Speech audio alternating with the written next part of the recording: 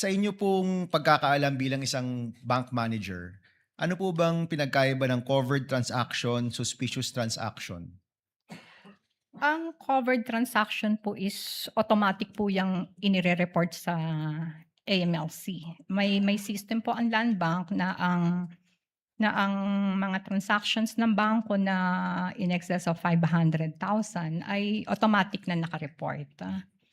Ang suspicious transaction naman po ay pagka mayroon kaming, nakita ke malaking amount, ke maliit, basta't, parang doubtful yung transactions, kailangan po naming i-report as STR, Okay, suspicious so transaction. yung covered transaction po, tama po ba na walang human intervention ito? Sa sistema lang po ito?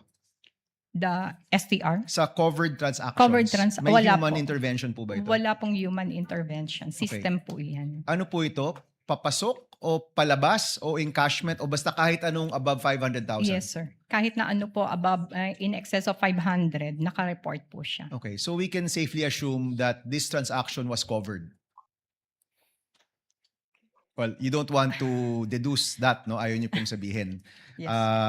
Yung suspicious, sino po ang nagde-determine na suspicious ang isang transaction? Who determines that? Sa amin po, sa branch, pagka po may napansin kami, ako po ang nagre-report niyan din. Kayo po, wala hong ibang pwedeng mag-report or ang branch manager lang po yung pwedeng mag-report?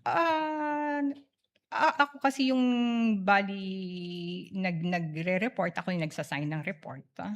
Okay. So, ito po, tinanong ko rin po ito kanina dun sa manager ng Land Bank, pero nais ko lang po marinig rin po sa inyo. Nagkaroon po ba ng suspicious reporting ng transaksyong ito sa AMLA? Ah, Hindi po kami pwedeng mag-divulge ng any information regarding sa reporting po ng STR, Okay. sir. And nasa batas naman po yan na hindi ho kayo pwedeng mag-divulge. Yes. Yung sinabi niyo po kaninang unusual, iba po yun sa suspicious? Iba po. Okay. Can you help me understand ano po yung pinagkaiba ng unusual tsaka suspicious sa inyo pong perspektiba?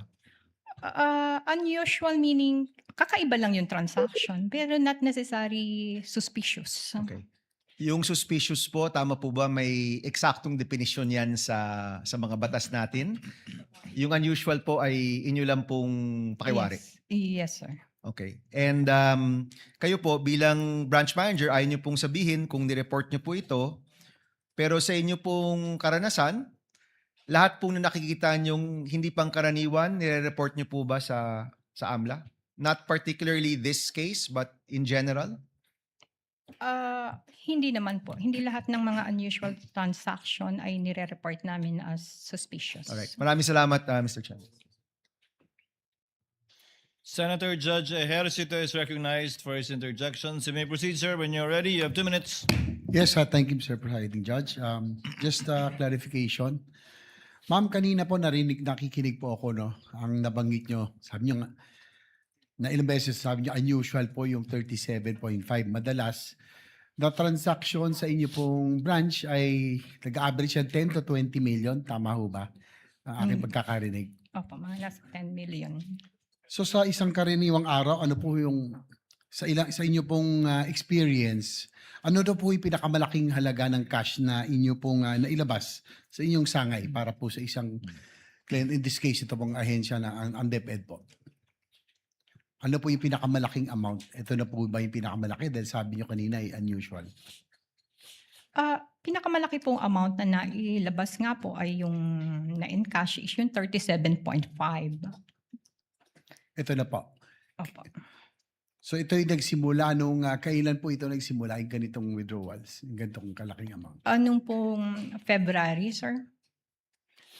Ito na po, last question, Mr. Presiding Officer. Nangyayari po ba itong ganitong kalaking amount, ganito kalaking halaga na withdrawal sa ngayon? Ay, during my time, wala na po yung, yun lang pong tatlong yun. Yung tatlo lang. Well, hindi na po nasundan. Wala na po. That's all. Thank you. Thank you, Senator Judge Ejercito. If there are no other senator judges who wishes to make interventions, Chair would like to make a few. Ms. Camposano, ma'am, tama po bang translation ito?